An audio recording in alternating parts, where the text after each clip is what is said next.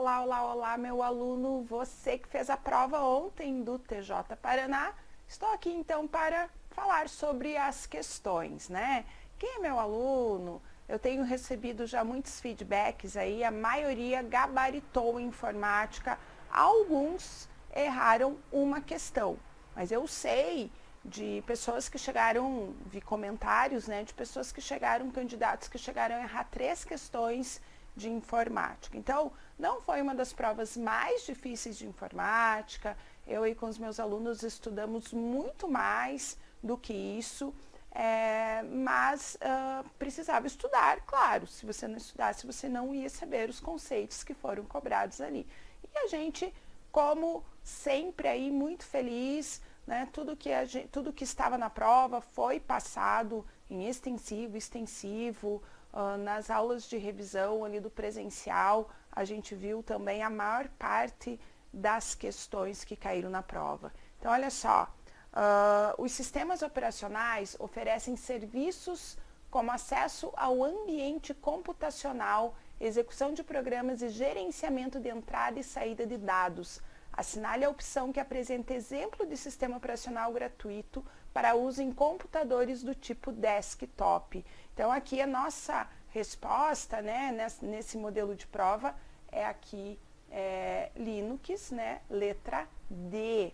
Então, ele que nós temos distribuições do Linux gratuitos e que é um sistema operacional para desktop, computadores do tipo desktop. Então, letra D. A próxima questão, a questão 52. No programa de edição de textos do Microsoft Word, é possível realizar alterações em um documento, mantendo-se o controle e a visualização de cada mudança realizada, seja inserção, seja retirada de palavras, nova formatação de texto e layout de página. Essas atividades podem ser realizadas por meio da guia.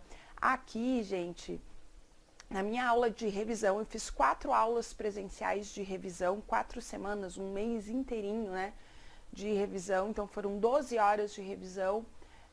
Claro que isso foi feito também no extensivo, no intensivo, foi feito nas aulas de simulado, mas eu peguei umas 2 horas da aula de revisão só para o Word. Então, foi passado essa parte de caminho, onde está o quê? Eu desenhei no quadro, a caneta, sem olhar para o computador, porque ali, como era revisão, estavam alunos que já estudaram o Word e eu puxei da memória de cada um ali o que tinha, quais eram as guias, quais eram os grupos, quais eram as ferramentas, e eu terminei a aula falando. Eu falei assim, olha, se for para postar em uma questão de Word, se eu pudesse ter apenas uma aposta, né, para a questão de Word, eu iria dizer que o examinador vai cobrar controlar alterações. Eu só achei que ele fosse cobrar não só a guia, achei que ele fosse cobrar sobre a ferramenta, um pouquinho mais aprofundado, ok? Então, a guia revisão, aqui na letra C, é que a gente tem ali a opção controlar alterações, né? Então, vamos dar uma olhadinha lá, olha só. Aqui no Word, então, as guiazinhas aqui, quando a gente fala de guia página inicial, a gente sempre tem que pensar na área de transferência e em formatação de fonte, de parágrafo, os estilos, né? E ali o localizar, o substituir, o ir para que está dentro do substituir, ok? Voltando aqui na guia arquivo, quando a gente fala de guia arquivo, é o padrão que tem na maior parte dos softwares. Dá uma olhadinha, olha só, novo, abrir, salvar como, e imprimir. Então, aqui rapidamente, né, um estudo do Word. A guia inserir, o que é que eu vou inserir? Eu vou inserir tabela, vou inserir cabeçalho, rodapé. Já estuda dessa forma, né? A guia design é uma guia que tem a partir do Word 2013 e que ela tem os temas que lembram muito o PowerPoint e ela tem marca d'água de importante, a marca d'água. E aí a gente tem a guia layout. Essa guia ela é muito importante. Então, essa guia sempre eu falo para os meus alunos, nós temos aqui o grupo configurar página, layout de página, essa parte de margem, orientação, retrato, paisagem, aí tem colunas, hifenização, quebra, tudo isso importante. Tem mais um pouquinho de parágrafo aqui, mas bem menos recursos do que lá na guia página inicial. A guia referências, olha só, a gente tem muitas ferramentas que, se você fez TCC, você usou no seu TCC. Você precisou de sumário, de citação, de bibliografia, de nota de rodapé. Gente, tudo isso está na guia referência. Eu sempre falo, pensa no TCC, guia referências, né? Então, toda essa questão de caminho, onde está? A guia correspondências é aquela guia que eu tenho 3 itenzinhos, olha só, envelope, etiqueta e mala direta, porque todos os outros botõezinhos são botões para configurar a mala direta. Então, praticamente 3 botõezinhos. A guia revisão, revisão de texto, verificar o documento, a ortografia, gramática, dicionário de sinônimos, contagem de palavras. Aí de importante a gente tem novo comentário, que também tem na guia inserir, mas com menos ferramentas. E aqui controlar alterações. Então, para quando você produz um documento aí, 2 pessoas, 3 pessoas, você faz um documento e você quer saber o que essa outra pessoa vai alterar nesse documento. Então, você clica lá em controlar alterações, envia o documento para ela coloca um negrito, vai apontar que ela fez um negrito, tal autor, tal hora, né? Fez um negrito, deletou texto, inseriu texto, enfim, ou até mesmo para você saber o que você está alterando em um documento, certo? Então, na guia revisão. Quando a gente fala da guia exibir, na versão 2010 é exibição, a gente tem coisas que não vão interferir ali no produto final do seu documento, mas que interferem em como você visualiza o seu documento na tela. Por isso, guia exibir, exibição, olha só, nós temos os modos de exibição, nós temos a régua, o zoom, ok? Dividir, né, esse botãozinho aqui que divide a página, o documento ali em 2, para facilitar ali a sua navegação. Então, isso que eu estou mostrando para você aqui rapidamente, nós vimos nas aulas e na aula de revisão, na primeira aula de revisão, bem detalhado, entende? Bem detalhado aí do Word. O Word, muita gente acha que o Word é mais fácil do que o Excel. Para a prova, não é. O Word é mais difícil, digo isso para você. Então, isso aqui foi uma questão mais difícil, mas não para quem assistiu as minhas aulas. Quem assistiu as minhas aulas achou essa questão fácil. Olha só. Então, controlar alterações. Do que a gente falou aqui, ó, layout da página. Orientação é retrato paisagem, layout da página sempre fixo. A parte de margem, a parte de orientação, mas é retrato paisagem, colunas, hifenização, isso fixo muito nas aulas. Quando a gente fala da guia arquivo, né? Salvar como, imprimir, não tem controlar alterações. A guia página inicial, a gente se fixa em área de transferência, a gente se fixa em fonte, em parágrafo, que essa ferramenta não faz parte, né? A guia exibição, os modos de exibição, a régua, enfim, o zoom, né? Então, se você olhar, analisar o que muitas vezes falta, né? Se você errou essa questão, perceba se não foi por ansiedade ou por nervosismo, né? Depois você falou, poxa, não podia, né? Era uma questão que dava para ter acertado, ok? Então, aqui, a letra C. A questão 53. No programa Microsoft Excel, as fórmulas podem ser criadas por meio de referências relativas ou absolutas. Assinale a opção que apresenta o sinal a ser utilizado para que não haja alteração da fórmula nem de seu conteúdo quando ela for copiada para uma nova célula na planilha, tornando-a assim absoluta.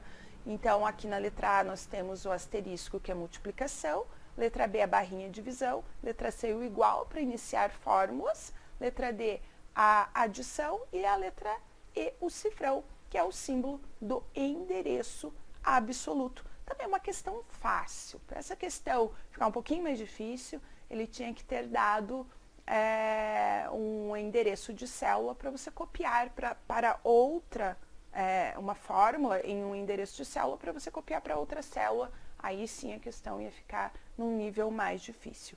Mas mesmo assim, quem não estudou não tinha como adivinhar qual era o símbolo. Muita gente erra essa questão também, mas questão tranquilinha aí para os meus alunos. E a questão 54, vamos voltar só aqui, colocar o gabarito aqui então, letra E. E a questão 54, também de Excel. No Excel, a fórmula igual B2 mais C2 mais D2 mais E2, tudo dentro de parênteses, barra 4 faz o quê? Eu ri quando eu vi essa fórmula, por quê? Porque olha só, nas minhas aulas, deixa eu mostrar aqui para você. Isso está gravado, gente. Se assistir minhas aulas, você vai ver. Eu sempre passo, até os alunos me pedem muito essa planilha e eu envio para quem me manda e-mail, pede essa planilha do Excel, porque ela tem, dá uma olhadinha aqui, ela tem um mundão de fórmulas aqui, né, de funções, fórmulas com funções. E aqui na função média, olha só, eu coloco um boletim escolar, até falo, é a época que a gente era feliz e não sabia, né, se preocupava com 6, com 7, enfim, com a média. Calcular a média, então, todo mundo sabe, fez muito isso a vida inteira, né, na vida escolar. E eu coloco a função média nessa fórmula. Só que depois eu escrevo na telinha, no quadro, na telinha, se for presencial, se for online, faço isso já, ó. Quem foi meu aluno vai lembrar, porque antes eu passo a prioridade dos operadores e eu coloco lá igual B7 mais C7 mais D7 mais E7 barra 4. E eu pergunto, isso é média? Aí tem gente que cai na pegadinha, fala que é média, outros falam, não, professora, prioridade dos operadores. Você tem que colocar todas as somas, o B7 mais D7 mais C7 mais D7 mais E7 dentro de parênteses e depois divide por 4. E eu vi que CESP fez na questão? CESP simplesmente colocou a linha 2. Eu coloco B7 mais C7 mais D7 mais E7, porque eu uso a minha tabelinha ali do boletim. E CESP colocou o mesmo exemplo que eu passo em sala de aula. Só mudou a linha. Só mudou a linha. Então, isso é uma média. Onde é que a gente está aqui? A média né, nessa questão. Então, ali na letra B, permite o cálculo da média entre os valores contidos nas células B2, C2, D2 e E2. Letra B. É exatamente como a gente estudou. Questão muito tranquila também. E a questão 55, que confundiu algumas pessoas, né? Então, vamos lá. Uma rede de computadores apresenta as seguintes características. Utiliza protocolo TCP/IP, é embasada no modelo web, oferece serviços de e-mail, transferência de arquivos e acesso a páginas HTTP a um conjunto restrito de usuários internos de uma empresa para a troca de informações corporativas. As características dessa rede de computadores são típicas de. Então, olha só, coisa que eu sempre friso quando eu falo de protocolo. O TCP/IP é um conjunto de protocolos básicos aí de rede, né? E qual rede? Qualquer rede. Isso o CESP sempre cobra e sempre fixo nas aulas. Os protocolos, eles são os mesmos, independente da rede. O que muda é o serviço. Eu quero enviar e-mail, eu quero receber, eu quero fazer download. Aí eu vou usar determinado protocolo. Então, quando ele fala que utiliza protocolo TCP, modelo web, oferece serviços de e-mail, transferência de arquivo e acesso a páginas HTTP, posso estar falando de internet, posso estar falando de intranet, que muita gente confundiu internet e intranet, né? Posso estar falando. Agora, o que define a minha questão? A minha questão está aqui, olha só. Um conjunto restrito de usuários internos de uma empresa para troca de informações corporativas. Quando eu falo nesse interno, intranet, olha só, tá? Então, internet é aquela rede pública. Ela não é interna uma empresa, ela é pública. A intranet é interna, ela é uma rede privada, interna, para funcionários e colaboradores de uma empresa, sim, trocar informações corporativas, né? E quando eu falo de extranet, estou falando num acesso controlado, um acesso externo à empresa, um acesso de clientes, um acesso de fornecedores, ok? Então, por isso que o gabarito dessa questão é aqui a letra B, intranet.